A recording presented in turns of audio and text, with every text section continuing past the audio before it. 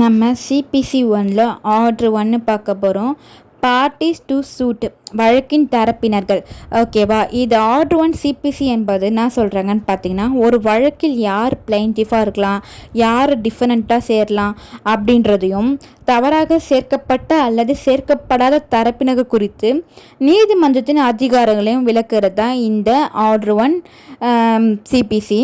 So இதில் என்ன first rule என்ன சொல்கிறாங்கன்னு பார்த்தீங்கன்னா, who may be joint plaintiff அப்படின்னு சொல்கிறாங்க. ஒரு நிகழ்வு அல்லது பரிவர்த்தனையிலிருந்து பலருக்கும் ஒரே மாதிரியான உரிமை பாதிக்கப்பட்டிருந்தால் அவர்கள் அனைவருமே ஒரே வழக்கின் பிளைன்டிஃபாக சேரலாம் அப்படின்னு சொல்கிறதா ஆர்டர் 1ல் ரூல் 1ல் சொல்கிறாங்க.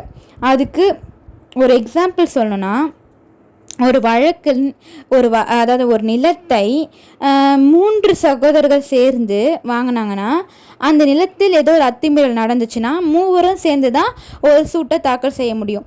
ஸோ அதுதான் ஆர்டர் 1 ரூல் 1ல் சொல்கிறாங்க. நெக்ஸ்ட்டு ரூல் 2ல் என்ன சொல்கிறான்னு பார்த்தீங்கன்னா, செப்ரேட் ட்ரையல், அதாவது பல பிளைன்டிஃப் சேர்வதால் விசாரணை சிக்கலாகவோ அல்லது தாமதமாகவோ இருந்தால் நீதிமன்றம் தனித்தனி விசாரணைக்கு உத்தரவிடலாம். அதுதான் ஆர்டர் 1 ரூல் 2ல் சொல்கிறாங்க. நெக்ஸ்ட் என்ன சொல்கிறேன்னா, who may be joined as defendant, அதாவது ஒரு நிகழ்வில் பலருக்கும் எதிரான நிவாரணம் கோர வேண்டியிருந்தால் அவர்கள் அனைவருமே டிஃபனண்ட்டாக சேரலாம். அனைவருமே ஒரே சூட்டில் டிஃபனண்ட்டாக சேர்த்துக்கலாம்.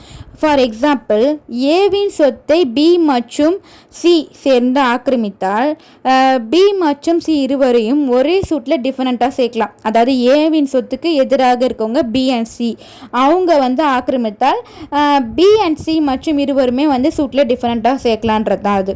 அதுக்கப்புறம் rule 3A, separate trial of defendants, அதாவது பல டிஃபனன்ட்கள் இருப்பதால் வழக்கு சிக்கலாக இருந்தால் கோர்ட் தனித்தனியாக விசாரணைக்கு உத்தரவிடலாம். அதுதான் 3Aல சொல்கிறாங்க.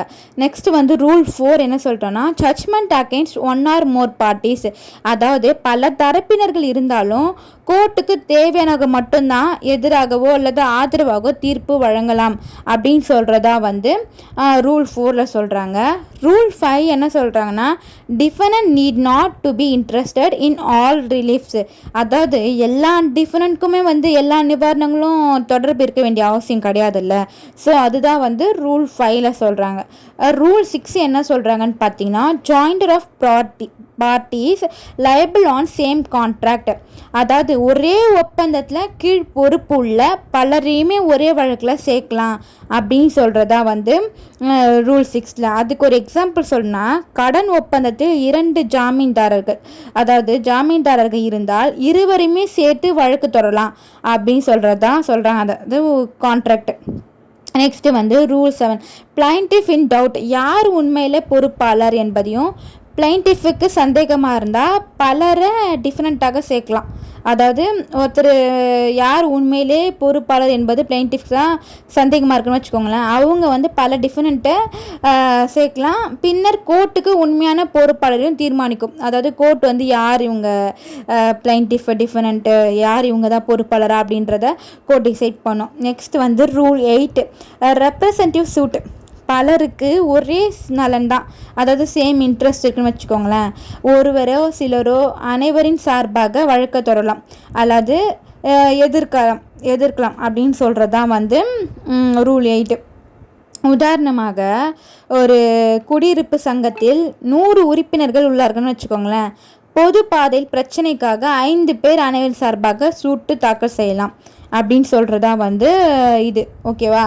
Next rule 8A, court may be permit opinion, அதாவது பொதுநல சம்பந்தப்பட்ட விஷயங்களில் ஒரு நபர் அல்லது அமைப்பு கருத்தை தெரிவிக்க அனுமதிக்கலாம். அதாவது ஒரு ஒப்பீனியன் மாதிரி இந்த இடத்துல அந்த ஒப்பீனியனை கோர்ட்டும் மேபி பர்மிட் பண்ணிக்கலான்றது தான் இது. நெக்ஸ்ட்டு ரூல் 9, மிஸ்ஜாயிண்டர் அண்ட் நான் ஜாயிண்டர், அதில் என்ன சொல்கிறாங்கன்னு பார்த்தீங்கன்னா, தவறாக ஒருவர் சேர்த்தாலோ, அதாவது மிஸ்ஜாயிண்டர், அல்லது சேர்க்காமல் விட்டதாலோ, அதாவது நான் ஜாயிண்டர், வழக்கு தோல்வியடையது. ஆனால் நெசசரி பார்ட்டி, அவசியமான தரப்பினர்கள் சேர்க்கப்பட அதாவது முக்கியமான பார்ட்டி சேர்க்கலைன்னா அது முக்கிய குறைபாடாக தான் இருக்கும் அந்த கேஸுக்கு. ஸோ அது சொல்கிறது தான் ரூல் 9. ரூல் 10ல் என்ன சொல்கிறாங்கன்னா addition R dilation of parties. அதாவது கோர்ட் வந்து எந்த நிலையிலுமே தேவையற்ற தரப்பினரை நீக்கலாம், அவசியமான தரப்பினை மட்டுமே சேர்க்கலாம் அப்படின்னு சொல்கிறதா வந்து ஆர்டர் 1 ரூல் 10ல் சொல்கிறாங்க. ஓகேவா? இப்போது ரூல் 11ல் என்ன சொல்கிறாங்கன்னு பார்த்தீங்கன்னா கண்டக்ட் ஆஃப் சூட். பல பிளைன்டிஃப் அல்லது டிஃபனண்ட் இருந்தால் வழக்கை யார் முன்னெடுத்து நடத்த வேண்டும் என்பதை கோர்ட் தான் தீர்மானிக்க வேண்டும். அதாவது பல பிளைன்டிஃப் இருந்தாலும் சரி, டிஃபனண்ட் இருந்தாலும் சரி, அது யார் முன்னெடுத்து நடத்த வேண்டும்னா கோர்ட்டு தான் நடத்தணும். ஓகேவா? அதுதான் இந்த ரூல் 11ல். ரூல் 12 என்ன சொல்கிறாங்கன்னு பார்த்தீங்கன்னா அப்பீரன்ஸ் பை ஒன் பார்ட்டி.